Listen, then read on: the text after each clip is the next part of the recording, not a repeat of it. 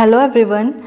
आज हम अपने मानव भूगोल का विकास और मानव भूगोल की विचारधाराओं के बारे में अध्ययन करेंगे। जैसा कि हमने अपने जो पिछला वीडियो है उसमें मानव भूगोल का अर्थ, विषय, क्षेत्र और परिभाषा को पढ़ा था, आज मानव भूगोल के विकास और मानव भूगोल की विचारधाराएं लेंगे।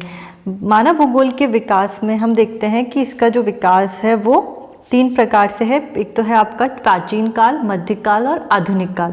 प्राचीन काल के अंदर हम बात करें कि जैसे कि भारत, चीन, मिस्र, यूनान, रोम की प्राचीन सभ्यताओं के लोग प्राकृतिक शक्तियों के प्रभाव को मानते थे। मतलब कि आप देखेंगे कि जो पुराना टाइम था, प्राचीन काल था, उस टाइम पे लोग क्या करते थे, देवी देवताओं को मनाने के लिए पूजा पाठ करते थे। ठीक है, किसी भी प्रकार से, जैसे कि आप मान लीजिए वर्षा, अगर उनको वर्षा प्राप्त करनी होती तो वो इंद्र देव की पूजा करते थे। उसके अलावा अग्निदेव की पूजा करते थे, कई प्रकार के पेड़ों की पूजा करते थे। ठीक है, पीपल के वृक्ष की पूजा करते थे। तो इस प्रकार से प्राकृतिक शक्तियाँ उन पर हावी ना हो, ठीक है, उन पर हावी ना हो, इसकी वजह से वो क्या करते थे, पूजा पाठ आदि करते थे, जिसकी वजह से आपकी जो प्राचीन टाइम में है वो प्राकृतिक शक्तियों के प्रभाव को सबसे ज़्यादा ये लोग क्या करते थे, मानते थे कि प्राकृतिक शक्तियाँ सबसे ज़्यादा हावी हो सकती है। आगे इसमें यूनानी दार्शनिक थेल्स एनेक्सिमेंडर ने जलवायु, वनस्पति व मानव समाजों का वर्णन किया। मतलब जो आपके यूनानी दार्शनिक है थेल्स एनेक्सिमेंडर, इन्होंने क्या किया, जलवायु, वनस्पति और मानव समाजों के बारे में इन्होंने वर्णन किया प्राचीन काल में। आगे हम इसमें देखते हैं कि जैसा कि इन्होंने अरस्तु ने बताया है कि वातावरण प्रभाव की वजह से ठंडे प्रदेशों के मानव को बहादुर और चिंतन में कमज़ोर बताया, जबकि एशिया के लोगों को स्वस्थ और चिंतनशील बताया। अब आप देखेंगे कि जो अरस्तु है वो क्या कह रहे हैं कि जो ठंडे प्रदेशों में रहने वाले लोग होते हैं वो बहुत ही बहादुर होते हैं। जैसे कि हम बात करें एस्किमो जनजाति को आप ले लीजिए। ठीक है, एस्किमो जनजाति के जो लोग हैं वो क्या करते हैं, अपने आप को उस वातावरण के अकॉर्डिंग क्या कर लेते हैं, एडजस्ट कर लेते हैं कि अगर वहाँ पर बहुत ठंडा रीज़न है, आज जैसे हम जैसे लोग हैं हम वहाँ पर जाकर नहीं रह सकते। ठीक है, हम कैसे, हम एशियाई लोगों में आते हैं, हम वहाँ जाकर नहीं रह सकते, वहाँ के क्लाइमेट को हम सहन नहीं कर सकते, एडजस्ट नहीं कर सकते। जबकि जो ठंडे प्रदेशों के लोग हैं या बहुत ज़्यादा गर्म प्रदेशों के लोग हैं वो क्या होते हैं, वहाँ के वातावरण से क्या हो जाते हैं, समायोजित हो जाते हैं, एडजस्ट कर लेते हैं। तो वो लोग कैसे होते हैं, बहादुर होते हैं, लेकिन सोचने विचारने की जो उनकी शक्ति होती है वो कैसी होती है, कमज़ोर होती है, वो चिंतन में कमज़ोर होते हैं। ये किसने कहा, अरस्तु ने कहा है। जबकि जो एशिया के लोग हैं, एशिया के लोगों को उन्होंने कैसा बताया, चिंतनशील बताया। एशिया के लोग कैसे होते हैं, सोचने विचारने की जो शक्ति होती है वो इनमें अच्छी होती है। ठीक है, आगे हम इसमें देखते हैं भूगोल के जनक या हम कह सकते हैं फादर ऑफ ज्योग्राफी। ठीक है, अगर आपसे क्वेश्चन किया जाता है कि फादर ऑफ ज्योग्राफी कौन है, फादर ऑफ ज्योग्राफी या भूगोल के जनक हम किसे कहते हैं, तो आपको पता होना चाहिए कि फादर ऑफ ज्योग्राफी कौन है, हेकेटियस को हम फादर ऑफ ज्योग्राफी या भूगोल के जनक कहते हैं। इन्होंने विश्व के बारे में उपलब्ध भौगोलिक ज्ञान को व्यवस्थित रूप में रखने के कारण इनको भूगोल का जनक कहा जाता है। आपसे पूछा जाए कि हेकेटियस को भूगोल का जनक क्यों कहा जाता है, ये तो सबको पता है कि हेकेटियस को भूगोल का जनक कहा जाता है या फादर ऑफ ज्योग्राफी कहा जाता है, लेकिन क्यों कहा जाता है, तो आपको क्या आंसर देना है, विश्व के बारे में उपलब्ध भौगोलिक ज्ञान को व्यवस्थित रूप में रखने के कारण हेकेटियस को भूगोल का जनक कहा जाता है। आगे हम इसमें चलते हैं मध्यकाल पे। मध्यकाल जो आपका मिड पीरियड, इस काल में नौचालन संबंधी कुशलता, अन्वेषण का मतलब होता है आपकी खोज से, और तकनीक की ज्ञान व दक्षता पर विशेष जोर रहा। जो मिड पीरियड है, आपका मध्यकाल है, इस काल में नौचालन और खोजों के बारे में, टेक्नोलॉजी के बारे में, इन चीज़ों के बारे में क्या रहा, विशेष जोर रहा, इन चीज़ों के बारे में जानकारी प्राप्त की गई। उसके बाद हमारा आता है आधुनिक काल। आधुनिक काल जो है, आधुनिक काल की जो शुरुआत है वो किनके द्वारा की गई है, जर्मन भूगोलवेत्ताओं के द्वारा की गई है। आधुनिक काल की शुरुआत जर्मन भूगोलवेत्ताओं के द्वारा की गई है, जिनमें आपके कौन कौन से भूगोलवेत्ता आते हैं। आपसे कई बार पूछा जा सकता है कि जर्मन भूगोलवेत्ताओं के नाम बताइए, ठीक है, आपसे इस प्रकार से पूछा जा सकता है, या पूछा जा सकता है कि आधुनिक काल की शुरुआत किन्होंने की, तो आपको उसमें क्या लिखना है, जर्मन भूगोलवेत्ताओं ने की। लेकिन जर्मन भूगोलवेत्ताओं में कौन कौन से भूगोलवेत्ता आते हैं ये भी आपको पता होना चाहिए कि हम्बोल्ट है, रिटर है, फ्रॉबेल, पेशल, रिश्तोफेन, रेडजल, ये सभी क्या है, आपके जर्मन भूगोलवेत्ता है, ठीक है। मानव भूगोल के जन्मदाता कौन कहलाते हैं, Ratzel, father of human geography. Father of human geography कौन है, रेडजल है, जो जर्मन भूगोलवेत्ता है। इन्होंने आधुनिक काल की शुरुआत की है। इसी प्रकार से अगर आपसे पूछा जाए फ्रांसीसी भूगोलवेत्ता कौन कौन है, फ्रांसीसी भूगोलवेत्ताओं के नाम बताइए, तो ये भी हमें पता होना चाहिए कि ब्लाश, डी मॉर्टन और डिमांजिया, ये सभी कौन है आपके, ये सभी है फ्रांसीसी भूगोलवेत्ता, जिन्होंने फ्रांस में मानव भूगोल का विकास किया। फ्रांस में जो मानव भूगोल का विकास किया है वो किन्होंने किया है, फ्रांसीसी भूगोलवेत्ताओं ने किया है। और आपको ये भी पता होना चाहिए कि अगर आपसे पूछ लिया जाए कि फ्रांस में मानव भूगोल का विकास किन्होंने किया, तो आपको पता होना चाहिए फ्रांसीसी भूगोलवेत्ता। अब फ्रांसीसी भूगोलवेत्ता में किन किन के नाम आते हैं, ब्लाश, डी मॉर्टन और डिमांजिया का नाम फ्रांसीसी भूगोलवेत्ता में आता है। इसी प्रकार से आपसे पूछा जा सकता है कि अमेरिकन भूगोलवेत्ता कौन कौन से। अमेरिकन भूगोलवेत्ताओं में एलन सैम्पल है, हंटिंगटन है, कार्ल सावर है और ग्रिफिथ टेलर है। ये आपके क्या है, अमेरिकन भूगोलवेत्ता हैं, तो इनके नाम भी आपको पता होने चाहिए। ब्रिटिश भूगोलवेत्ताओं में किन के नाम है, हर्बर्टसन और मैकेंडर। हर्बर्टसन और मैकेंडर आपके ब्रिटिश भूगोलवेत्ता हैं। तो इस प्रकार से आपके क्वेश्चन बन जाते हैं कि जर्मन भूगोलवेत्ताओं के नाम बताइए, या फ्रांसीसी भूगोलवेत्ताओं के नाम बताइए, अमेरिकन भूगोलवेत्ताओं के नाम बताइए। ये सभी आपके कौन हैं, आपके भूगोलवेत्ता हैं, जिनके आपको पर्टिकुलर हर एक का नाम पता होना चाहिए। आगे इसमें हम देखते हैं कि आपकी 20वीं सदी में मानव भूगोल का विकास सभी देशों में हुआ। कौन सी सदी में, 20वीं सदी में। आपसे पूछा जाए कि मानव भूगोल का विकास सभी देशों में कब तक हो गया था, तो आपको पता होना चाहिए कि 20वीं सदी में मानव भूगोल का विकास सभी देशों में हो गया था, ठीक है। आगे इसमें हम पढ़ते हैं मानव वातावरण संबंधी विचारधारा। अभी हमने जो पढ़ा वो था आपका मानव भूगोल का विकास, डेवलपमेंट ऑफ ह्यूमन ज्योग्राफी, ठीक है। डेवलपमेंट ऑफ ह्यूमन ज्योग्राफी में हमने पढ़ा प्राचीन काल, मध्यकाल और आधुनिक काल। प्राचीन काल में हमने बात करी कि जो लोग थे वो किसको मानते थे, प्राकृतिक शक्तियों के प्रभाव को मानते थे, पूजा अर्चना करते थे, ठीक है। अरस्तु ने जैसा बताया कि उन्होंने बताया कि जो आपके ठंडे प्रदेशों में जो रहने वाले लोग थे वो बहादुर होते थे, लेकिन सोचने विचारने की क्षमता उनकी कम होती थी, जबकि एशियाई लोग जो होते थे वो चिंतनशील होते थे, सोचने विचारने की शक्ति उनमें अच्छी होती थी। मध्यकाल में हमने पढ़ा कि मध्यकाल में आपकी जैसे नौचालन संबंधी जो कुशलता है, खोज है, इनके बारे में ज़्यादा जोर दिया गया। और आधुनिक काल में हमने जो पढ़ा है वो आधुनिक काल अभी जो प्रेजेंट में हमारा चल रहा है, जिनके जो भूगोलवेत्ता है उनकी शुरुआत किसने करी, जर्मन भूगोलवेत्ताओं ने, और फ्रांस में जो मानव भूगोल का विकास किया वो फ्रांसीसी भूगोलवेत्ताओं ने किया। इसीलिए आधुनिक मानव भूगोल के जो जन्मदाता है वो फ्रेडरिक रेडजल कहे जाते हैं। आगे हम इसमें बात करते हैं मानव वातावरण संबंधी विचारधाराओं की। मानव वातावरण संबंधी विचारधाराएं कौन कौन सी है, 3 विचारधाराएं आपकी, नियतिवाद, संभववाद और नवनिश्चयवाद। सबसे पहले हम देखते हैं इसमें नियतिवाद, जिसके कई नाम हैं आपके, ठीक है। इसके कई नाम हैं आपके, कई बार जो प्रश्न है वो इनमें से किसी भी नाम पर बन सकता है, तो आपको हर नाम पता होने चाहिए कि नियतिवाद को निश्चयवाद भी कहते हैं, प्रकृतिवाद भी कहते हैं और पर्यावरणवाद भी कहते हैं, या इंग्लिश में हम कहते हैं इसको डिटर्मिनिज्म। इंग्लिश में हम क्या कहते हैं, डिटर्मिनिज्म। तो इस प्रकार से नियतिवाद, निश्चयवाद, प्रकृतिवाद और पर्यावरणवाद, डिटर्मिनिज्म जो है, या हम कह ले इसको प्रकृतिवाद, नाम से ही स्पष्ट है आपका प्रकृति, मतलब कि इस विचारधारा में प्रकृति को सबसे ज़्यादा शक्तिशाली माना गया है।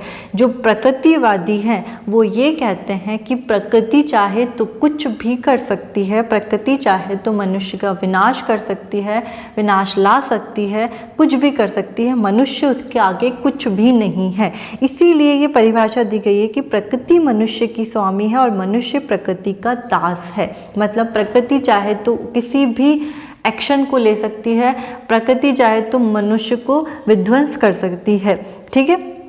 तो ये क्या कहता है, प्रकृति को शक्तिशाली मानता है। प्रकृतिवाद या नियतिवाद के जो जनक है वो कौन है, फ्रेडरिक रेटजेल। आपको पता होना चाहिए कि नियतिवाद के जनक फ्रेडरिक रेटजेल हैं, और फ्रेडरिक रेटजेल या नियतिवाद के जो समर्थक है वो कौन है, कुमारी सैंपुल। कुमारी सैंपुल इसकी समर्थक है और जनक रेटजेल है। आपसे अगर पूछा जाए कि नियतिवाद के जनक कौन है तो आपको आंसर आना चाहिए फ्रेडरिक रेटजेल। और अगर पूछा जाए कि नियतिवादों के समर्थकों के नाम बताइए तो उनमें फ्रेडरिक रेटजेल भी आ जाएगा और कुमारी सैंपुल भी आ जाएगा। उसके बाद में हम दूसरी विचारधारा पे चलते हैं जो है आपकी संभववादी विचारधारा। संभववादी विचारधारा जो है ये क्या कहती है आपकी, कि मानव शक्तिशाली है। जिस प्रकार से जो हमारी प्रकृतिवादी विचारधारा कहती है प्रकृति सबसे शक्तिशाली है, वैसे संभववादी, इसको हम कहते हैं पॉसिबिलिज्म। पॉसिबिलिज्म, ठीक है। पॉसिबिलिज्म मतलब संभववाद, संभावना है, ठीक है, संभावना है। और ये क्या कहती है कि मानव शक्तिशाली है, मानव सबसे अधिक शक्तिशाली है। मानव चाहे तो कुछ भी कर सकता है। जैसे कि अभी वर्तमान में मानव ने कई प्रकार के आविष्कार किए, मानव ने अपनी सुख सुविधाओं को बढ़ाने के लिए कई प्रकार के आविष्कार कर लिए। जैसे कि उसने परिवहन साधनों को आविष्कार करके परिवहन को बहुत आसान बना दिया है। मोबाइल का आविष्कार करके एक दूसरे से जो बातचीत का ज़रिया है वो बहुत आसान कर दिया है। कंप्यूटर बना के जो आपकी टेक्नोलॉजी उसको काफ़ी बढ़ा दिया है। हर चीज़ आपके गूगल पे, कंप्यूटर पे अवेलेबल है। तो मानव चाहे तो कुछ भी कर सकता है, संभववादी कहते हैं। संभववादी शब्द जो है इसका सर्वप्रथम प्रयोग फ्रांसीसी विद्वान लूसियन फैब्रे ने किया। किन्होंने किया, लूसियन फैब्रे ने किया। इसके जो जनक है, संभववाद के जनक है वो कौन है, विडाल डी ला ब्लाश है। विडाल डी ला ब्लाश कौन है, फ्रांसीसी भूगोलवेत्ता है, ठीक है, फ्रांसीसी भूगोलवेत्ता है। संभववाद के जनक है विडाल डी ला ब्लाश। उसके बाद में अगर हम बात करें कि संभववाद के समर्थक कौन है, तो संभववादी के जो समर्थक है उनमें ब्रून्स और डिमांजिया का नाम आता है। मतलब कि जो आपकी जनक हैं विडाल डी ला ब्लाश, इनके साथ में इनको समर्थन देने वाले कौन कौन है, ब्रून्स और डिमांजिया। ब्लाश ने ये कहा है कि प्रकृति एक सलाहकार से अधिक नहीं है। मतलब ब्लाश का कहना है कि प्रकृति ने हमें कई चीज़ें उपलब्ध करवाई है, लेकिन उन चीज़ों का उपयोग कैसे करना है ये मानव की सोच है। किसकी सोच है, मानव की सोच है। प्रकृति ने हमें सिर्फ एक सलाह दी है, सिर्फ एक ज़रिया दिया है कि अगर प्रकृति से हमें जो भी चीज़ प्राप्त हुई है उसको मानव ने अपने लिए किस प्रकार से उपयोगी बनाया, ये किसकी सोच है, मानव की सोच है। तो ब्लाश क्या कहते हैं, प्रकृति एक सलाहकार से अधिक कुछ भी नहीं है। आपसे प्रश्न किया जा सकता है, कई बार आपके क्वेश्चन बनता है कि प्रकृति एक सलाहकार से अधिक नहीं है। ये परिभाषा या इसको किन्होंने परिभाषा दी है, संभववाद के लिए ये परिभाषा किन के द्वारा दी गई है, तो आपका आंसर होना चाहिए विडाल डी ला ब्लाश के द्वारा दी गई है। आगे हम इसमें देखते हैं नवनियतिवाद, जिसके भी कई नाम हैं आपके। नवनियतिवाद कह सकते हैं इसको, नवनिश्चयवाद भी कह सकते हैं, वैज्ञानिक नियतिवाद भी कह सकते हैं, पर्यावरणवाद भी कह सकते हैं और रुको और जाओ निश्चयवाद भी कह सकते हैं। ये सभी नाम आपको पता होने चाहिए कि नवनियतिवाद, नवनिश्चयवाद, वैज्ञानिक नियतिवाद, पर्यावरणवाद और रुको और जाओ निश्चयवाद, ठीक है। तो यहाँ पर ये आप नव पर्यावरणवाद लगा लेना, ठीक है। पर्यावरणवाद तो हमारा नियतिवाद है और ये है आपका नव पर्यावरणवाद। इसमें क्या कहा गया है आपके कि जो मानव है, मानव और प्रकृति, इन दोनों के पारस्परिक सामंजस्य की बात की गई है। ये कौन कहते हैं, इसके जो जनक है वो ग्रिफिथ टेलर है। कौन है, ग्रिफिथ टेलर नवनिश्चयवाद के जनक है, जो ये कहते हैं ना तो प्रकृति सबसे ज़्यादा शक्तिशाली है और ना ही मनुष्य सबसे ज़्यादा शक्तिशाली है। जिन्होंने कहा कि ना प्रकृति का मनुष्य पर पूर्ण नियंत्रण है, ना मनुष्य प्रकृति का दास है। तो जो नवनिश्चयवाद है वो यही कहता है कि प्रकृति और मानव एक दूसरे में अगर सामंजस्य बनाकर चले तो हर दिन प्रतिदिन क्या हो सकता है, विकास हो सकता है, अच्छा विकास हो सकता है। और अगर प्रकृति ही शक्तिशाली रही या मानव ही शक्तिशाली रहा तो एक ना एक दिन क्या होगा, वो विकास रुक जाएगा। तो नव निश्चयवादी कहता है कि प्रकृति और मानव का पारस्परिक सामंजस्य आवश्यक है। ये किसने कहा है, नवनियतिवाद, जिसके जनक कौन है, ग्रिफिथ टेलर। ये क्या है, एक अमेरिकन भूगोलवेत्ता है। तो हमें इसके बारे में, इनके बारे में भी पता होना चाहिए कि नवनिश्चयवाद, नियतिवाद और समवाद क्या है। ये आपको जो फोटो दिखाई जा रही है ये ग्रिफिथ टेलर है, ग्रिफिथ टेलर की फ़ोटो है ये। उसके बाद में आप इसमें देखें मानव भूगोल की उपशाखाएं। मानव भूगोल की उपशाखाएं में कौन कौन सी आती है, राजनीतिक भूगोल आती है, सामाजिक भूगोल आती है और चिकित्सा भूगोल आती है। जैसे कि मैंने अपने पिछले वीडियो में आपको एक चित्र दिखाया था जिसमें मानव भूगोल बीच में लिखा हुआ था और उसके चारों तरफ आपकी क्या थी, मानव भूगोल की शाखाएं थी। तो भूगोल की तो बहुत सारी शाखाएं हैं, ठीक है, जैसे राजनीतिक भूगोल है, जीव भूगोल है, ऐतिहासिक भूगोल है, आपकी पारिस्थितिक भूगोल है, पर्यावरण भूगोल है, सांख्यिकी भूगोल है, भूगोल की अन्य कई शाखाएं हैं। लेकिन इसी प्रकार से अगर हम बात करें कि जो मानव भूगोल है, मानव भूगोल का मतलब है इसकी जो उपशाखाएं हैं वो कौन कौन सी है, जो मानव से संबंधित है, जिनको मानव ने बनाया है। तो राजनीतिक भूगोल हो गई, सामाजिक भूगोल हो गई, चिकित्सा भूगोल हो गई, ये क्या है, मानव भूगोल की उपशाखाओं में आती है। इसका चित्र मैं पहले आपको बता चुकी हूँ। उसके बाद में आपसे पूछा जाए कि मानव कल्याण परक विचारधारा क्या है, आपसे पूछा जा सकता है मानव कल्याण परक विचारधारा जिसमें स्वास्थ्य, शिक्षा, आवास जैसे पक्ष शामिल है। आप देखेंगे इसमें किसकी बात हो रही है, मानव कल्याण की बात हो रही है। तो मानव कल्याण शब्द सुन के ही आप अंदाज़ा लगा सकते हैं कि जो आपकी स्वास्थ्य है, शिक्षा है और आवास है, जो इस प्रकार के जो पक्ष वो किसके लिए होंगे, मानव कल्याण के लिए होंगे। अगर मानव बीमार होगा तो उसको स्वास्थ्य की आवश्यकता होगी, अच्छे स्वास्थ्य की आवश्यकता होगी। मानव अगर आगे बढ़ना चाहता है तो उसको अच्छी शिक्षा की आवश्यकता होगी।